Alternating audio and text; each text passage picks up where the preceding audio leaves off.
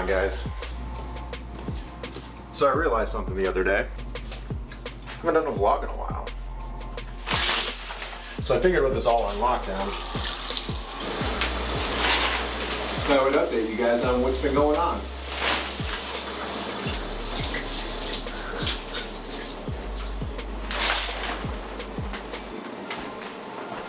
You didn't honestly think I was gonna. So I'm still using the RP Diet app. And it's actually going pretty well.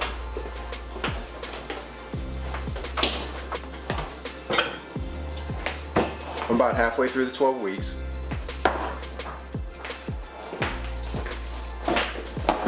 And believe it or not, I'm actually ahead of schedule. I'm down 8 pounds in 6 weeks, which is just a little over a pound a week. So how about I share a few more thoughts about it? Like who I think it's good for, who I think can benefit most from it, and just kind of some overall thoughts on it. So welcome to the video, guys. Like I said, I'm now 6 weeks into using the RP Diet app. I'm down 9 pounds on the scale, but I'm not actually going to say that that's accurate simply because, so my initial weigh-in was, the way I set it up, you weigh in 2 days a week.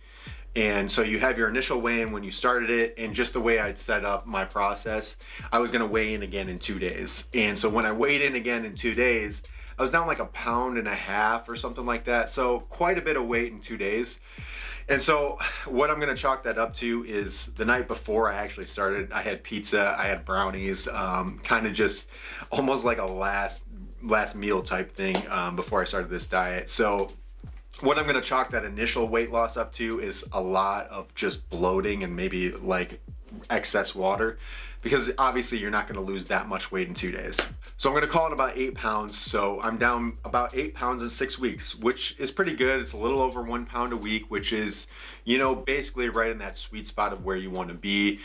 So I know right now, at least with the macros they're giving me, I'm not in too deep of a deficit because I'm not losing too much weight at once, which ideally is what I was going for. So that's been really nice. And I really like that they only have you weigh in twice a week, because then it has you focus more on hitting your macros and doing all that than focusing on what the scale is going to say, because as cliche as it is, this is a marathon and not a sprint. So as you can see by the chart, my overall weight is down. But if you look at the blue line, which is my actual weigh-ins, there's a lot of curvature, and that's because you're gonna have a lot of day-to-day fluctuation. You know, you throw in some cheat meals, you throw in, you know, maybe not working out for a day or two, like all that stuff is going to affect day-to-day weigh-ins.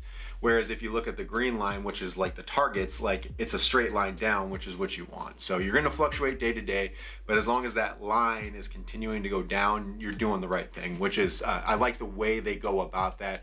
I think that puts things in the proper perspective and the way we need to look at this whole idea of weight loss, fat loss type thing. So I really like that they do that. So moving on to the functionality of the app. This, I would say, is the one place where I really do not like it. And I don't think it's necessarily a knock on RP, because I think their big focus is really on nailing down your macros and the algorithm that goes into calculating that. And the reason I say that is the tracking method within the app it's really not good. It's designed in a way that you can't actually plug in things over your macros.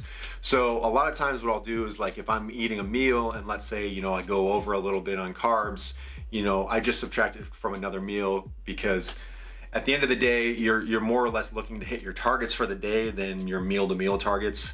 And so while I can do that and play around with that, the app actually doesn't allow you to do that. So if you were to go in and try and plug in, like say you were 20 carbs over, per meal, it says you're over your macros, and it actually won't let you input that information. And so initially that kind of frustrated me, because it's like, well, I mean, how can I can't really track properly if you're not going to let me actually input what I'm accurately eating.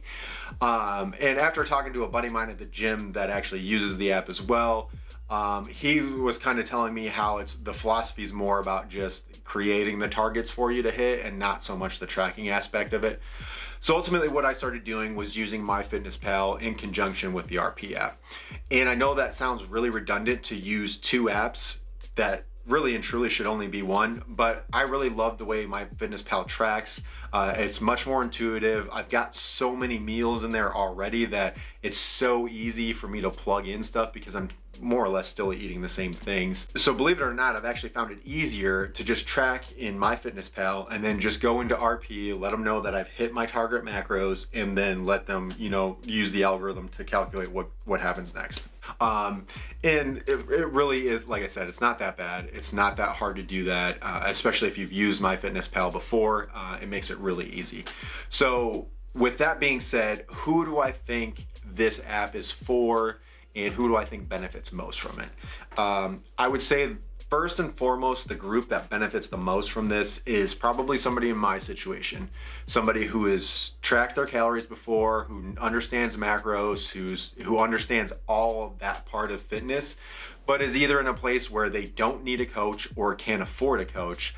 I think this is a good alternative in the sense that you're going to get more specified macros to what's going on with you than you would if you just calculated on your own and then just kept running with that without ever adjusting it. Basically, at the end of the week, after you've weighed in twice, the RP app looks for some feedback from you. So how are you feeling and how are you hungry?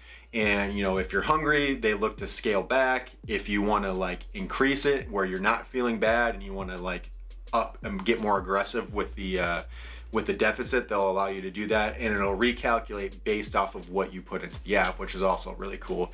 So while that's really not the most accurate way to track biofeedback, at least there's an option in there to adjust things based off of how you're feeling, which I think is really cool.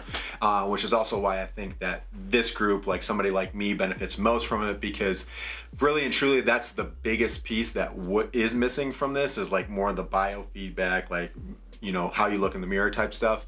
And at least there's something built in to account for that. Another group that I think can actually get some benefits out of this would be an off-season competitor, somebody who's not using their coach throughout the year, but just through contest season.